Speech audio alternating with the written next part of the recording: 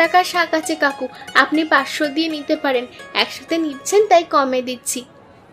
বেশ বেশ, তোমাকে আমি 500ই দিলাম, এই নাও টাকা। আর প্রতিদিন এখানে শাক নিয়ে আসবে তো? হ্যাঁ, আমরা প্রতিদিনই আসি। তাহলে সব শাক আমাকে দেবে। শহরে আমার একটা দোকান আছে, সেখানে কলমি শাকের খুব চাহিদা। ঠিক আছে কাকু, আপনাকে আমাদের শাক দেব, তবে পরের বার থেকে দামটা একটু বাড়িয়ে দিতে হবে। সেটা পরে দেখা যাবে। তোমাদের দাম অনুযায়ী টাকাটা দেব আমি।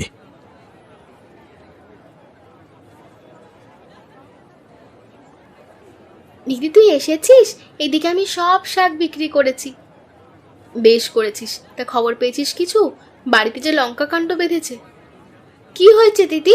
মা আবার কাকুর সঙ্গে গন্ডগোল বাঁধালো নাকি? না রে, ছোট কাকু বাড়ি ফিরেছে। সে কি হঠাৎ বাড়ি ফিরলেন যে?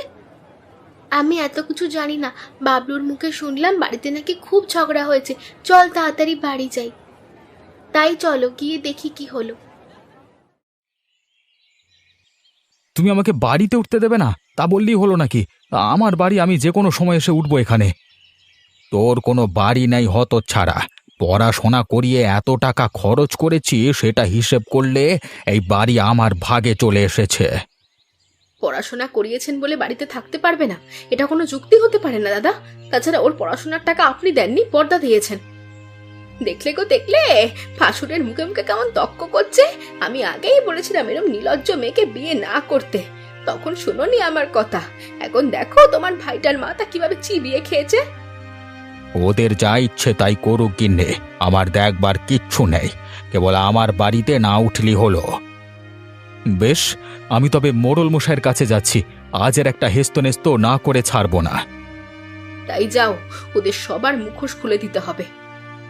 আরে চাচা, গিয়ে কিচ্ছু হবে না। তোদের কাছ থেকে বাড়ি জমি আমি আগেই লিখিয়ে নিয়েছি। কি, এতদিন মিথ্যে বলে টিপসই নিয়ে তুমি এ কাজ করেছো? আমি তোমাকে ছাড়বো না দাদা, এর ফল তুমি পাবে।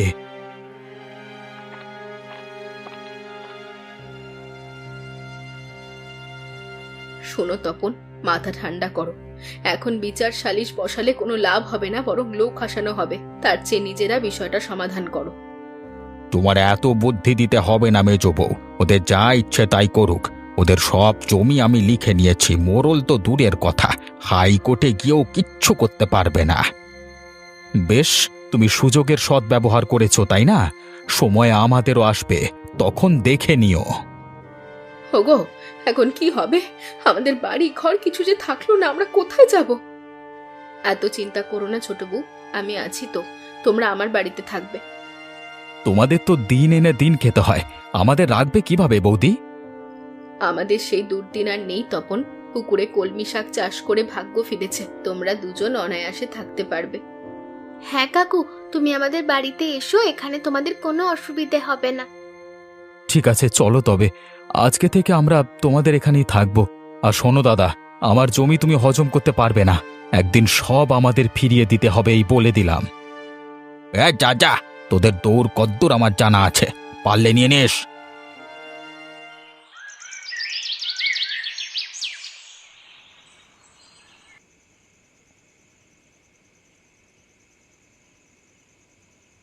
নাও তপন, কটা ভাত খেয়ে নাও, কখন থেকে না খেয়ে আছো। না বৌদি, খেতে ইচ্ছে করছে না। কি যে এক মুশকিলে পড়লাম, এখন কি করব বলো তো? এত চিন্তা করো না, কোনো না কোনো একটা উপায় হবেই।